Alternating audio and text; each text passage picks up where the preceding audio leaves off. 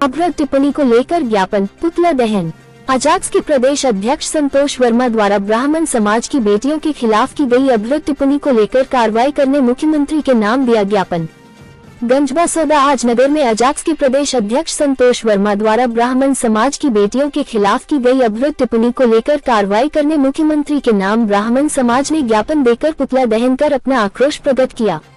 अजाक्स के प्रदेश अध्यक्ष संतोष वर्मा द्वारा ब्राह्मण समाज की बेटियों के खिलाफ की गई अभद्र टिप्पणी को लेकर आज ब्राह्मण समाज संतोष वर्मा पर कार्रवाई करने बैठक आयोजित की और तहसील जाकर मुख्यमंत्री के नाम तहसीलदार ऋतु राय को और थाने जाकर थाना प्रभारी को ज्ञापन सौंपा और जय स्तंभ चौक पर पुतला दहन कर अपना आक्रोश प्रकट किया।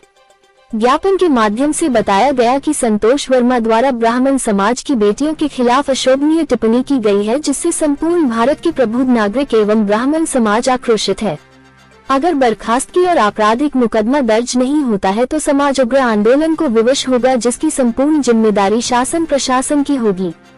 वही सकल हिंदू समाज द्वारा एक ज्ञापन मुख्यमंत्री के नाम रायसेन जिले के गोहरगंज तहसील में बालिका के साथ हुए दुष्कर्म मामले में आरोपी सलमान को गिरफ्तार कर कठोर सजा दिलाने की भी मांग की गई।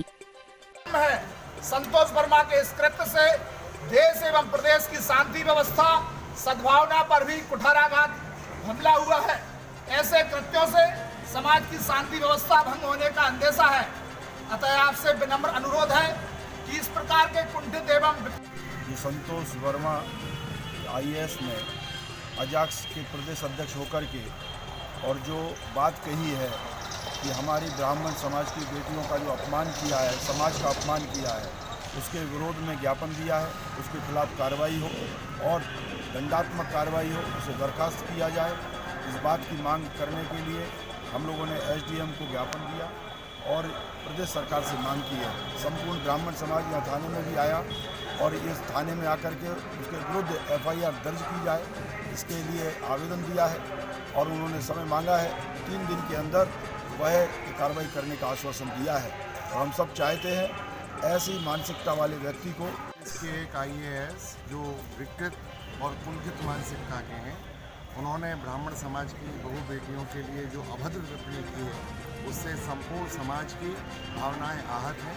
हम लोग कन्या का पूजन, अपने घर की माताओं का पूजन, उनमें सद्भाव रखने वाले लोग हैं, लेकिन उनकी जो यह निम्न मानसिकता है, यह निश्चित ही उनकी शिक्षा का अभाव है। निश्चित ऐसे वाक्य उनके हृदय की भावना है। पूर्व में भी वह एक बहुत जघन्य अपराध में अपराधी बन चुके हैं, उसके बाद फिर दोबारा आईएएस बने हैं। उस समय उस जेल भी गए हैं, ऐसा सुनने में आया है।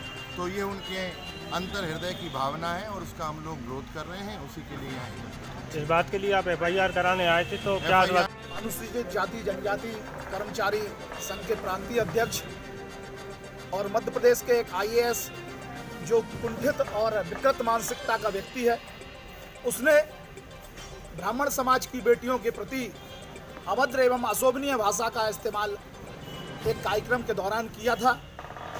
उसके विरोध में ब्राह्मण समाज और सभी प्रबुद्ध गंजबासुदा के नागरिकों ने यह ज्ञापन दिया है।